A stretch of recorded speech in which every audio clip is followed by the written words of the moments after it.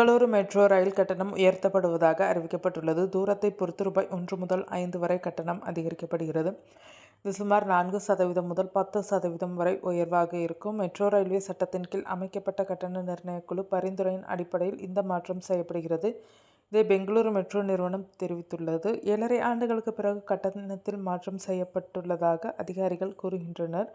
கட்டண மண்டலங்கள் 29லிருந்து 10ஆக குறைக்கப்பட்டதால் சராசரியாக 51.55% உயர்வு ஏற்பட்டதாக விளக்கப்பட்டுள்ளது.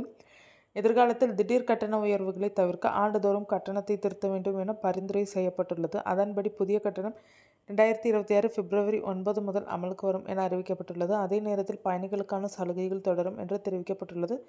ஸ்மார்ட் கார்டு மற்றும் NCMC பயனர்களுக்கு பணி நேரங்களில் 5% தள்ளுபடி வழங்கப்படும். கூட்டம் குறைவான நேரங்களில் மற்றும் ஞாயிறு, தேசிய விடுமுறை நாட்களில் 10% தள்ளுபடி வழங்கப்படும். சுற்றுலா அட்டைகள் மற்றும் குழு டிக்கெட்டுகளுக்கு 5% கட்டண உயர்வு மட்டும் அமலாகும். சேவையின் நம்பகத்தன்மை மற்றும் நிதிநிலையை பாதுகாக்க இந்த மாற்றம் செய்யப்பட்டுள்ளது.